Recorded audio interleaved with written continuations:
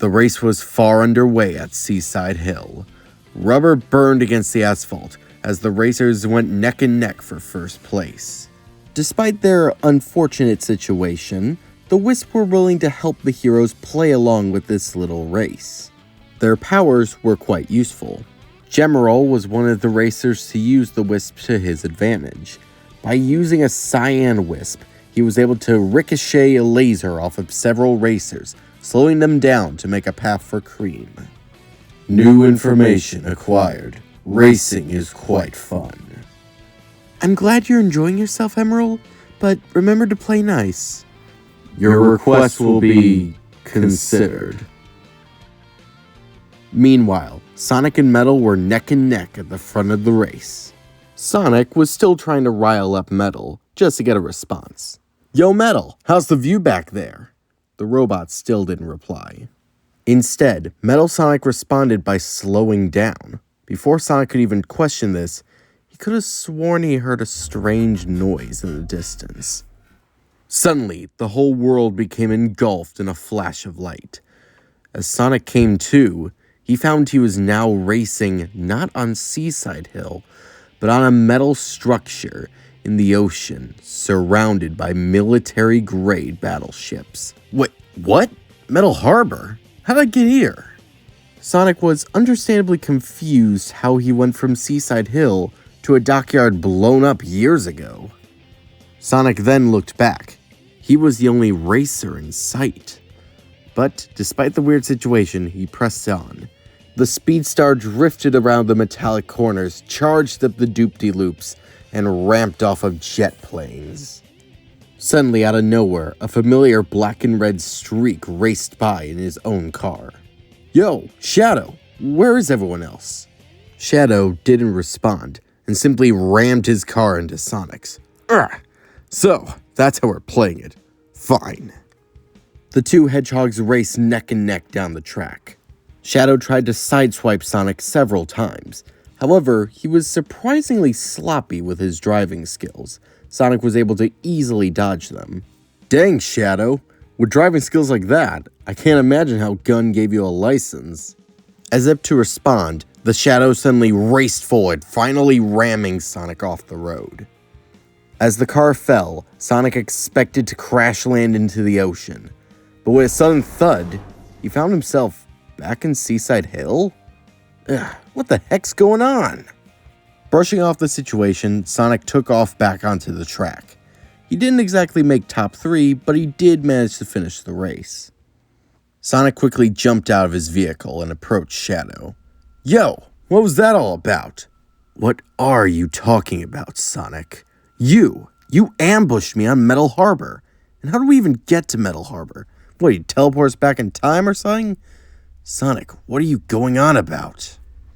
Cream quickly ran in to break up the fighting. Mr. Sonic, Mr. Shadow, my mom says arguing doesn't solve anything. Just for Cream's sake, Sonic stopped arguing, but gave Shadow a look. They clearly weren't done. Sonic looked back at his vehicle. The Speedstar had taken a nasty scratch from Shadow's attack. Cream could tell Sonic was annoyed, and assumed it was because of the scratch. Don't worry, Mr. Sonic. I'm sure Tails can fix that up. Sonic's look of annoyance turned to a face of distraught. Is everything alright, Mr. Sonic? Sonic quickly wiped a tear from his eye, trying to keep a sturdy face. Yeah, Cream, everything's okay. Cream sternly looked at the blue hedgehog. Mr. Sonic, it's not nice to lie. Please, tell me what's wrong. Sonic was a little taken aback by how direct Cream was, but respected the young rabbit enough to tell her the truth. Okay, Cream. Tails is missing. This group of monsters got to him, changed him, and now Eggman has him. I'm here trying to figure out how to get him back.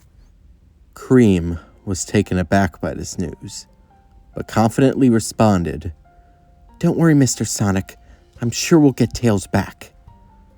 Sonic smiled a little. He had to wonder how Cream could always remain so positive. You're right. Come on, let's get going. But as he turned away, Cream finally allowed herself to frown. It was clear this information hit her a lot harder than she let on. Gemerald approached the young rabbit, trying his best to comfort her. "Be brave, Cream.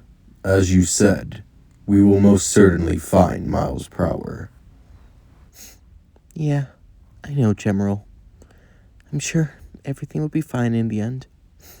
They always are, right?" Elsewhere, Team Soul had finally arrived, and the rest of the heroes had gotten them up to date on the situation. "So, the fate of your world depends on a kart race? Guess they do things differently in this dimension." I would have gone with a boat race. "So, how are we supposed to compete if we don't have cars?"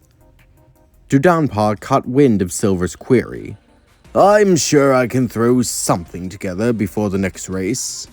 Besides, with how dangerous things are about to get, we're gonna need all the drivers we can get. Ho ho ho!" Thanks? With the race concluded, the heroes reconvened nearby the metal Eggman. "So, all you rodents survived. Congratulations. We'll see how long that lasts. Bomb disabled. Meet me at Ice Cap Zone for the next challenge." "Okay, and how do you expect us to get there, Doc? Last time I checked, Ice Cap is a couple 100 feet in the air, and these cars don't fly." "Marvelous observations, Sonic. But don't worry, I've made preparations." The many jumbotrons around the racetrack suddenly swapped to footage of Angel Island, collapsing into the ocean once more. Everyone was taken aback by this. Was the Master Emerald stolen once more? Or shattered? And why was Eggman going to such extreme lengths for a couple races? They decided there was only one way to find out. The heroes hit the road and headed towards Angel Island.